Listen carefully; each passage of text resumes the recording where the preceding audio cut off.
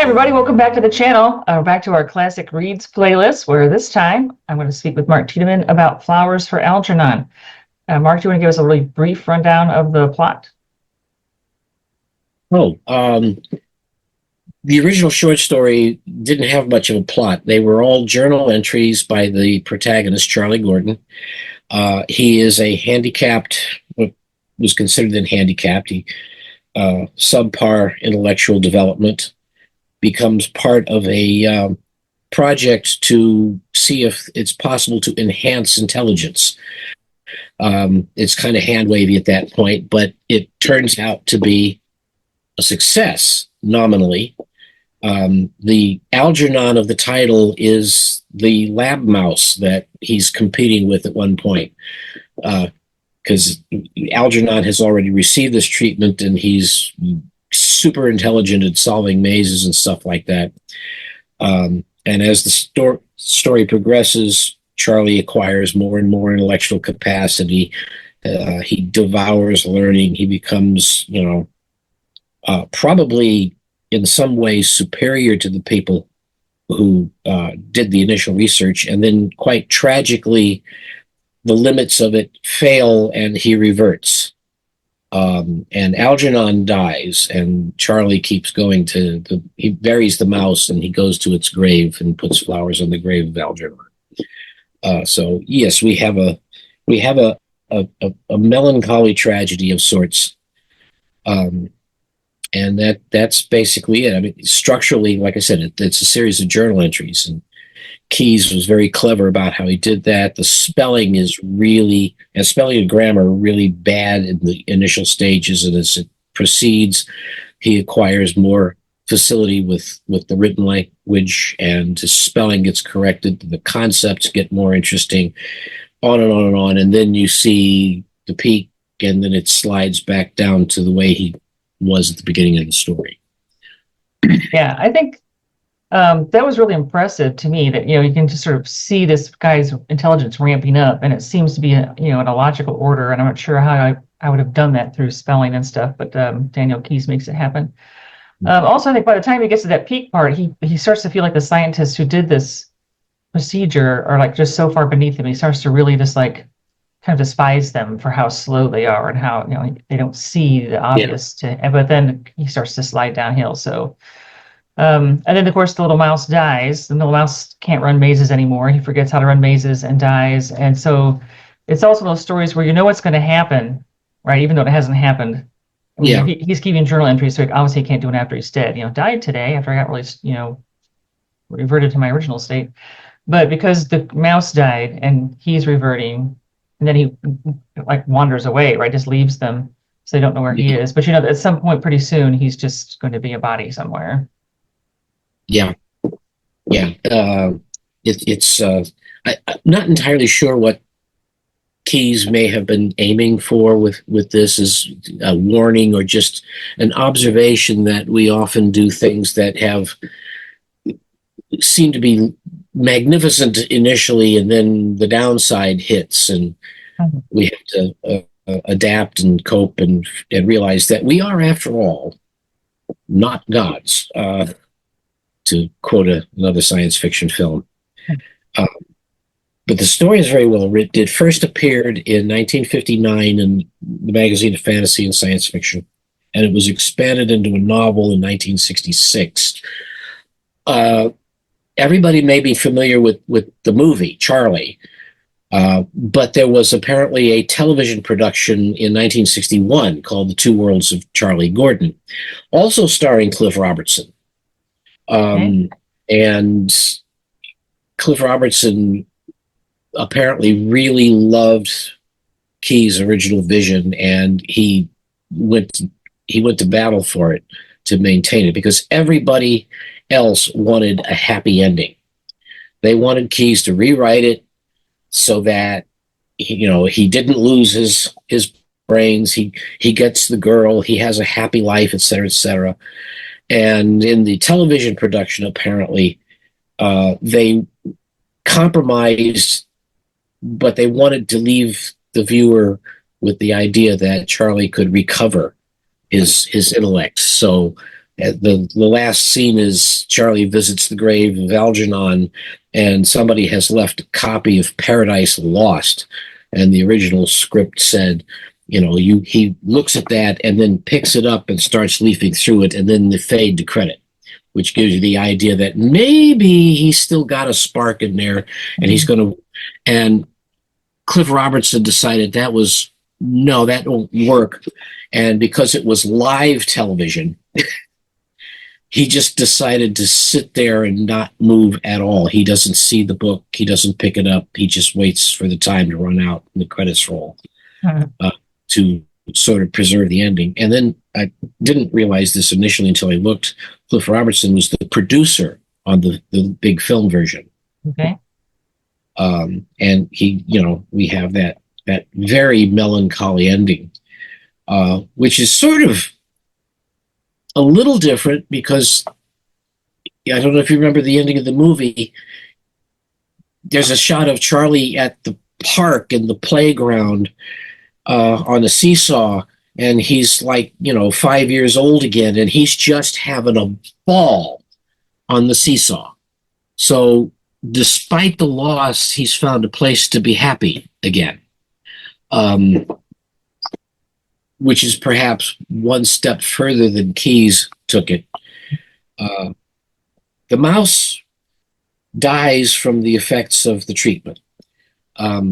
There's some question as to whether or not a human being would suffer the same fate, but he leaves it at where it's at, and we have to assume that Charlie either goes on or dies, depending on your particular outlook. But he'll go on being the person he was at the beginning. Yeah. And it touched on a lot of social issues, like, Charlie loses his job because suddenly he's a threat to the other workers in the factory. Can't have that. Well, I can't see a happy ending either if he kept the intelligence, because he's, as I said, he seems to despise the scientists. At some point, they're too slow, they're too stupid. So it's hard to think that he would have been happily married to someone who was so intellectually inferior to him, that she would also, if she's not as smart as a scientist, she's going to seem even more stupid to him. And he's just, I don't see that the happiness part, he's not going to be able to relate to anybody at some point, No.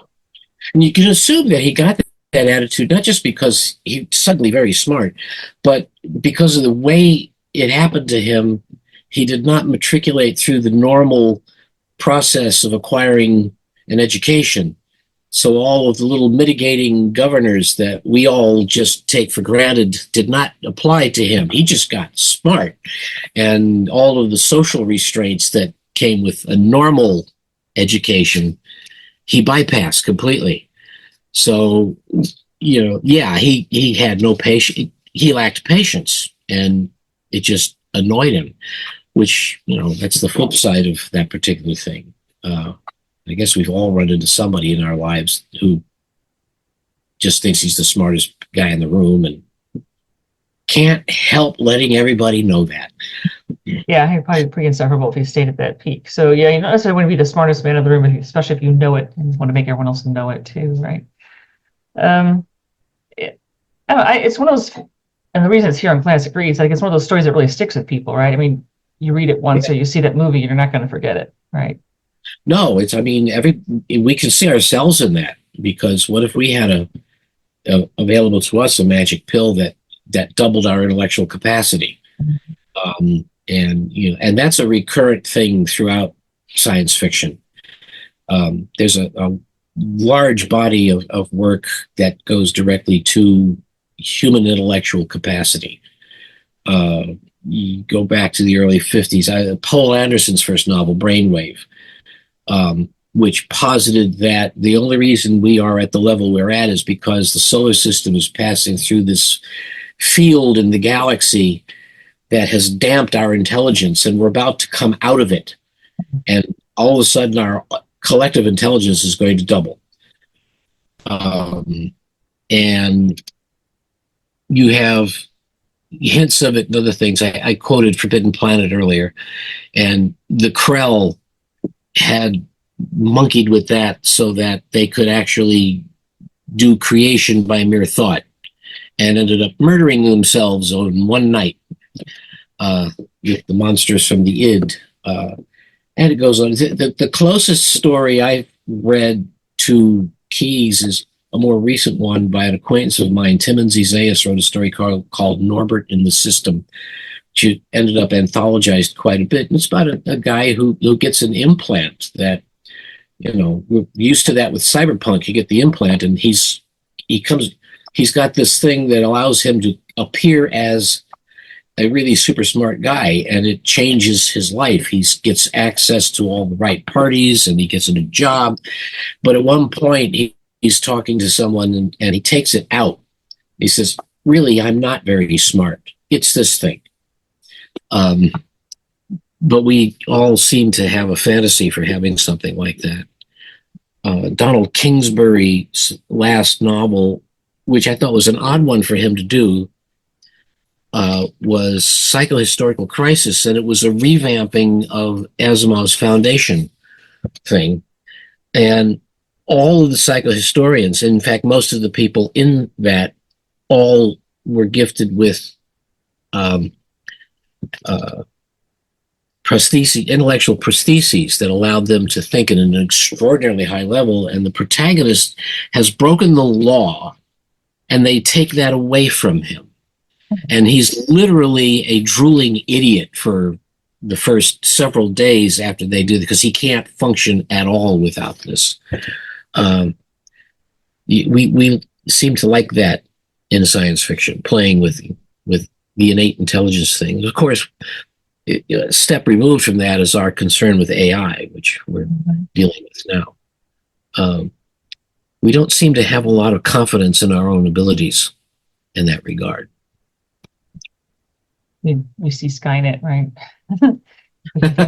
Well, the whole Frankenstein Skynet thing, that's another topic, but the Magician's Apprentice is like one of the oldest pieces of literature we have from ancient Egypt, where the apprentice learns from the sorcerer that he's a student of how to turn the pot on, right? He goes and gets water from the Nile, but he never listened long enough to learn how to turn it off, right? So, and all these stories are the same. You invent something, you do something, but you don't put the off switch in there anyway. And then when it goes rogue or whatever, there's no off switch, So the Frankenstein's monster remains, and Skynet remains, and all these things remain because we didn't figure out how to turn things off.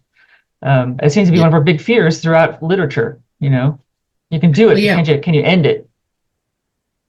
Yeah. But as I say, I'm not sure what Daniel Keyes was trying to get at with this. It could be interpreted on so many levels as warning, or just, nature will not be worked around, and look at the individual human cost of all this stuff that we're trying to do. And of course, Charlie is both benefactor and recipient of the benefit from this thing, and the victim at the same time. Because it's like, hey, we'll give you a day pass and you can be in the 1% for a week, but we're going to take it away from you at the end. Yeah. You both want it and you don't at the same time. Yeah, I guess there might be a question now today when I think about consent, because they probably get Charlie to sign something, but is he really competent enough to understand what he's signing? Yeah, well, that's sort of brought up in the film. I read the short story. I did not read the novel because I just have an aversion to expansions like that. And not that many of them are very good. In fact, I can't think of a single novel that was expanded from a short story that really worked as well as the short story. But the movie, Alice, the woman that's working with him throughout this, she's the one that's kind of going, we maybe shouldn't be doing this. We should maybe, Charlie doesn't understand what he's doing. She's sort of championing, and all the other guys, all the males in the room are ignoring. We can rebuild him. We can make it better. It's not so hard to ignore the woman, I guess. So So it is one of those stories that sticks with people. I don't know. I think I read the short story, but it was probably in high school, and I don't think I've read it since, but I remember, a lot of it. And just the ending where he leaves that note and wants them to leave flowers on the mouse's grave just gets me, Yeah, yeah, because So, Charlie and Algernon, they were partners in grief. yeah. Um, and of course, there's always been a handful of stories in science fiction that went for the downer ending. Most science fiction goes for an upper ending. We want to know that we can fix it, that it's not going to be forever. It's not stay broken. Uh, but there have been a few, like for instance, the famous uh, uh, the cold equations, Mhm.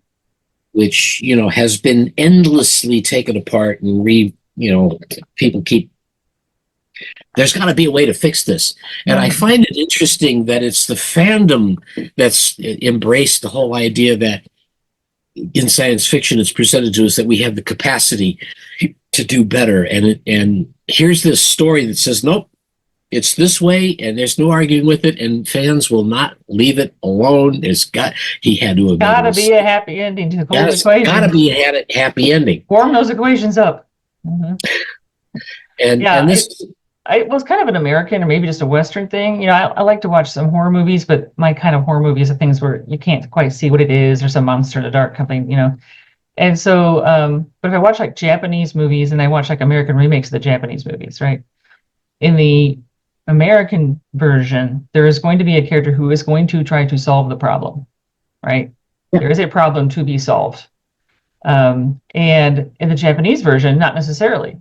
There's much more fatalistic, yeah, that the evil can just notice you for no reason. That doesn't mean that you did anything wrong or you're a bad person. You just got noticed and now, it's too late. And you didn't do anything to deserve this fate. It's just that, oh well, you were that happened to be walking down the street at that time and that happened to see you.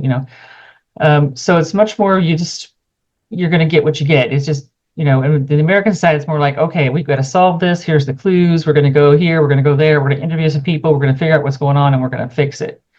yeah. And yeah, but not in the Japanese stories. No, and it's not in a lot of African stories or most of the subcontinent, Asian, Indian stories. It's a loop that says no, no, no. You pull that thread, it stays pulled. You Mhm. don't get to put it back. Um, and it's interesting to read some of the thousand and one nights that Richard Burton's interpretation of it, his translation, and you could just see if you squint, you can see Burton wanting to. No, it's got to come out different. But It's very deeply embedded. A friend of mine who studied Chinese culture um, always told me we always know who's going to win in a Chinese story, and it's going to be tradition. That always wins. It never yeah, loses. And so she went to see a movie, I think it was Judo might be the title of it. I can't remember now. But at the end, the main female character burns down the family house with everybody inside, including her. And so, because it's a Chinese movie, you know that they all died, right? Because that's tradition one. Because she did something, I think she had like an affair with her husband's stepson. I don't know. Anyway, but there was something, she broke the rules of society, and the rules always win. But my friend said she went to the bathroom after the movie and she heard these other women in the bathroom going, "Oh shit, surely she lived." You know, excuse me. Um, she had to live. You didn't see her get out, but she got out. My friend's like, she didn't get out. That's not going to happen. yeah, And exactly. but the Americans just insisting there has to be a happy ending. Right? She got it. You didn't see it, but it happened anyway, right? And no. Yeah, had to be. Yeah, and frankly, I kind of like that idea because so much of what happens seems to happen because somebody gives up, not because it's hardwired in that ruin is following.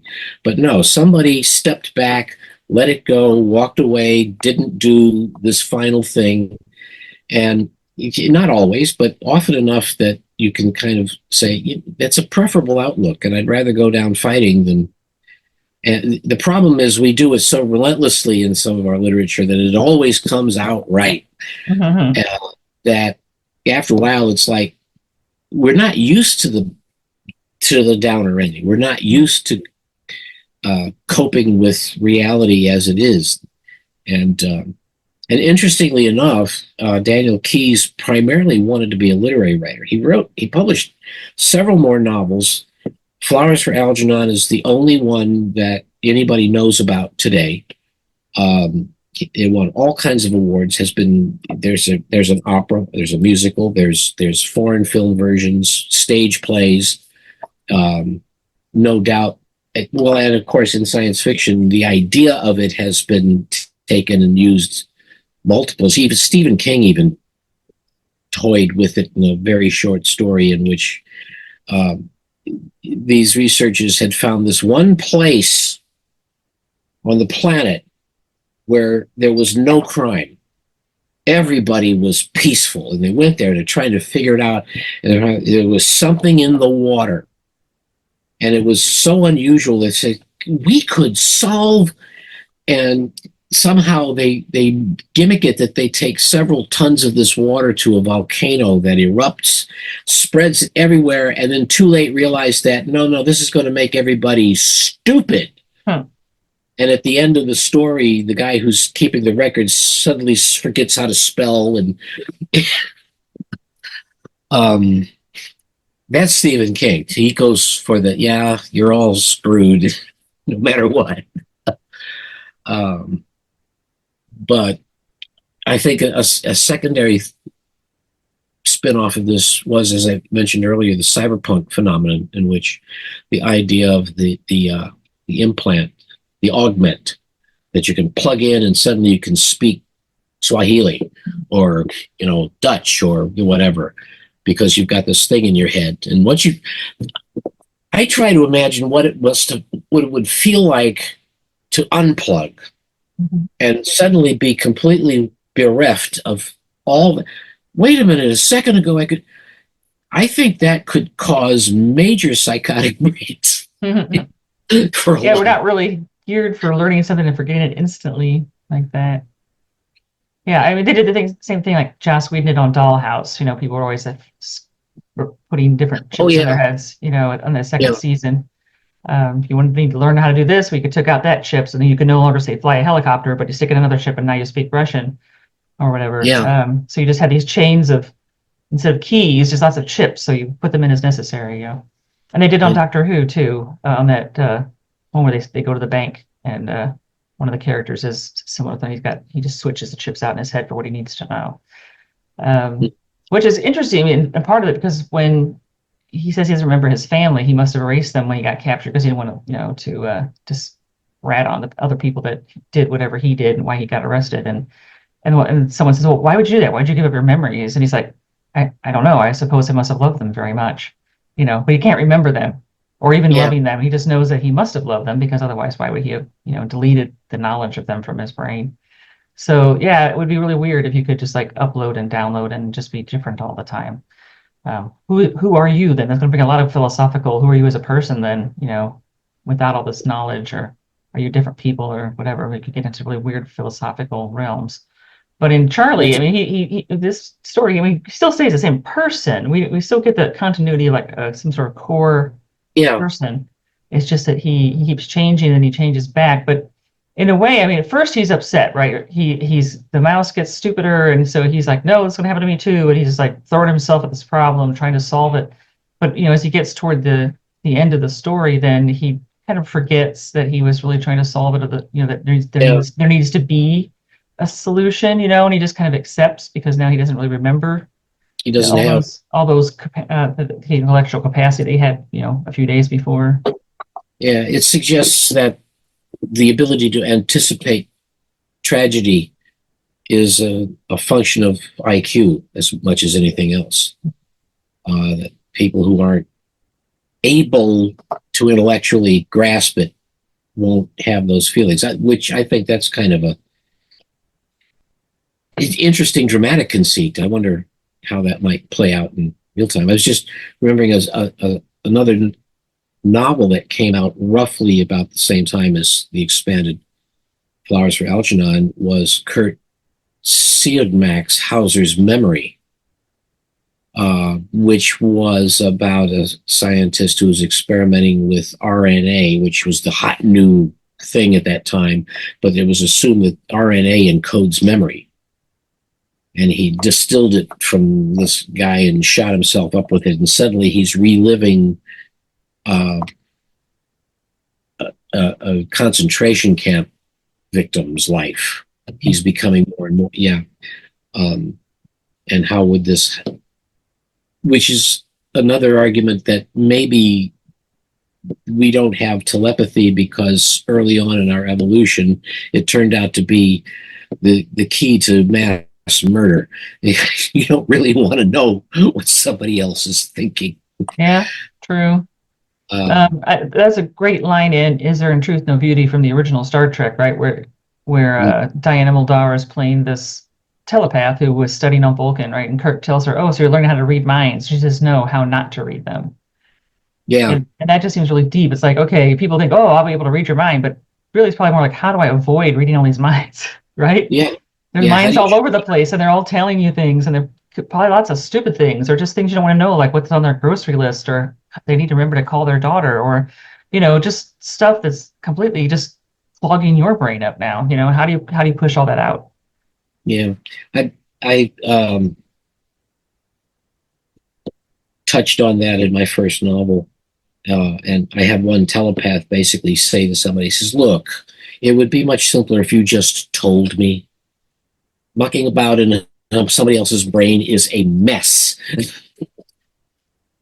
Yeah. There's no filters. There would be no organizational principles. If you just dipped yourself into that, what the hell? You're looking for one specific thing, but you've got last week's shopping list as well, and what you're going to do. Right there, yeah. That's what they picked up. Right there. Did I remember to get the milk at the store yesterday? No, tell me about the codes to the nuclear weapons. Oh, yeah, okay. Oh, man, I remember that sidewalk that was all cracked up, and I need to go fix it. My bike needs a new tire, and yeah. I just think that we don't, because you don't see telepathy in science fiction much anymore. And I think for good reason, because at some point I think a lot of people realize, no, this just flat out wouldn't, even if the ability to do it was there, it would not work like this, and it would just be chaos. Mm-hmm. Well, I think it could be interesting to explore it now, because I think now that we have ideas about consent and stuff, I mean, looking at somebody else's mind, that's, taking advantage of their body is rape. Then going in their mind's even worse, right? I mean, that's, so that's a crime that we wouldn't even have words for really yet. And well, but a lot of times just, oh yeah, let's look in someone's brain. It's like, did they say you could? And what are you going to look at on the way, or how much you're going to have to fish through to get to the thing you want? And yeah. And Alfred Bester touched on that in The Demolished Man. Consent is a big deal. Only the police are allowed to peek, so to speak. And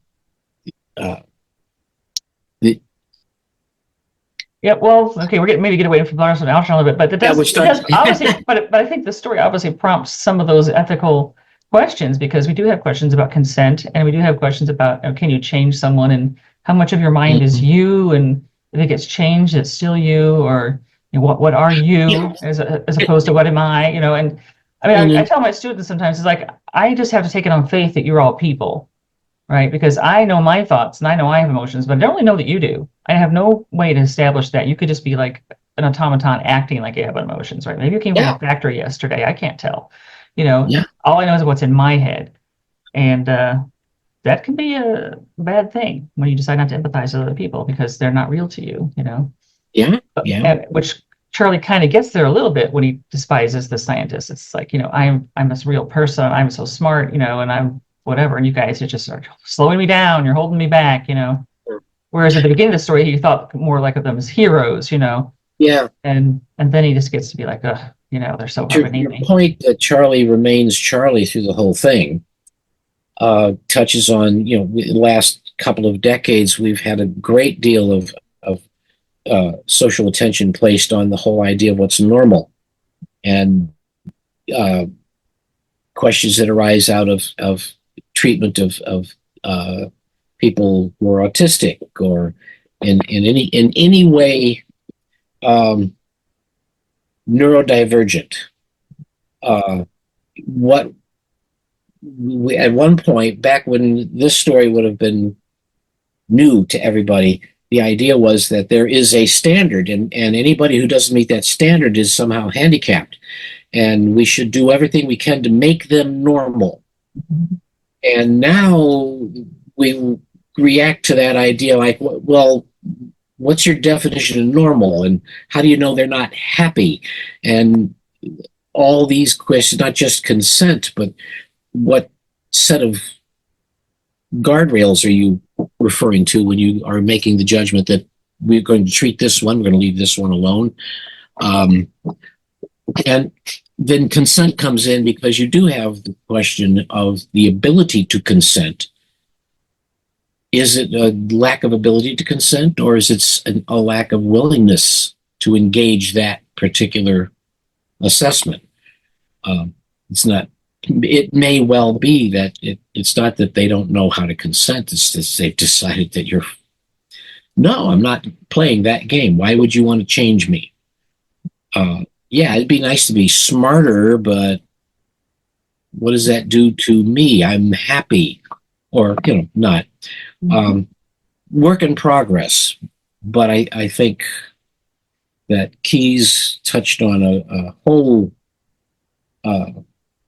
world of ethical questions that have to be answered before we would even dare do something like this. We fiddle with vitamins, and there are environmental factors we're playing with now, and we're getting the lead out of the pipes in the homes because it's had impact on intellectual development and all of that. But all of that is very passive in a way. It's not going into the skull to try to fix these problems. It's saying, okay, you're moving through an environment that's holding you back.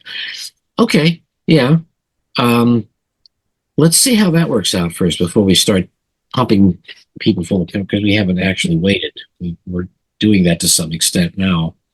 Yeah, I would find it interesting, I guess, to just to get a forum together on people who have various, I guess I'll use the word disabilities, but because anytime you use a word like that, or even neurodivergent, this still implies there's some kind of normal, because now you're divergent from something, Yeah. right? You have to be. When I wrote a book about where we had genetically engineered rats to be as intelligent as us, but they still had like the rat faculty, so they could hear a lot broader range of sounds than we could. They didn't like the word ultrasound, because that implied that to be normal would be that you can't hear those levels of sound, but they could hear them normally because they're rats, and that's how their ears and work. Yeah. And so they wanted a different word because ultrasound implied that they were less than the people, right? Because the people got to define what was sound and what was ultrasound. So, but now I was just watching a video yesterday that came up on my Facebook feed about deaf people hear for the first time, and there's certainly some deaf people out there who are like, no, there's nothing wrong with me, and I don't need to. There's nothing to fix, right? I'm certain that not every deaf person was going to run to the doctor to say, I saw this miracle cure to deafness, I need it. I mean, that's. I can see there were some people would be maybe angry at some of these videos, because so it's an interesting and very complex thing where we want to, I guess, think about others as being like us, and if they're not like us, then we maybe want to make them like us, right? Yeah, well, and it's a statistical norm, of course. There's so many people who seem to have identical abilities.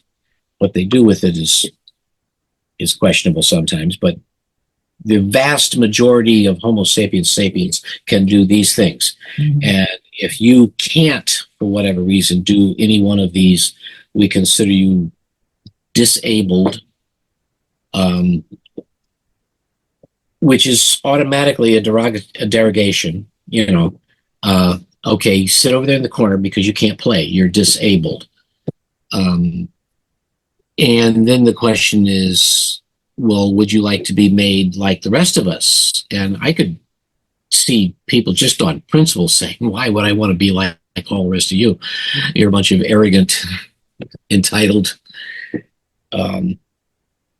full sensory suite is available to you just as a, and look what you do with it. I like being over here where I can't do this certain thing because it allows me to do these other things.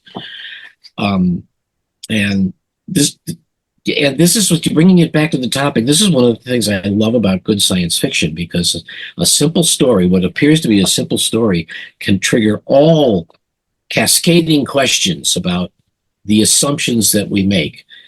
And some of the assumptions we make are in essence not that far off from useful, but we have a very poor way of explicating the conclusions and keeping people maintaining everybody's dignity with that. And but like you say, what's normal? And in the case of Charlie, the next question then is, who wants to be normal if you can have 190 IQ? And I don't want to be normal. I want to be super normal. So going in the other direction, it gets just as tricky there. And I think that Mr. Keyes wrote a marvelous piece of philosophical fiction that just does nothing but keep asking question after question after question. And every time you think you got it down, no, there's another room full of questions.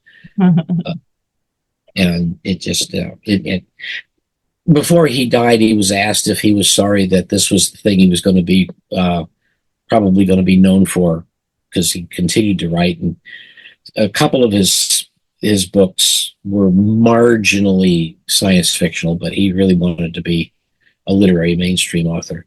And he said, no, I had a message. I wrote something that has touched everybody's lives, and I'm quite happy. This is a great legacy. Most people don't get a chance to do anything that will last beyond them. And so he was a fairly humble guy. And this is a guy who came out of science fiction because he was a co-editor of a defunct SF magazine, and then he got a short gig working for Stan Lee at Marvel Comics before he published what became his life's main work. You never know where anybody's going to be coming from and what feeds into this. But I remember we didn't do the short story when I was in high school. They had the book. We were all supposed to read the book. I didn't get it. My class bypassed that. I think I had an American lit teacher that didn't like science fiction. So, that stuff. All right. Well, thanks for your coming on today, Mark, and giving us your thoughts on Flowers for Algernon. Mark and I will be back probably in the next month or so with another classic read, and we hope you'll join us then. In the meantime, please hit like and subscribe, and we will see you next time. Bye-bye.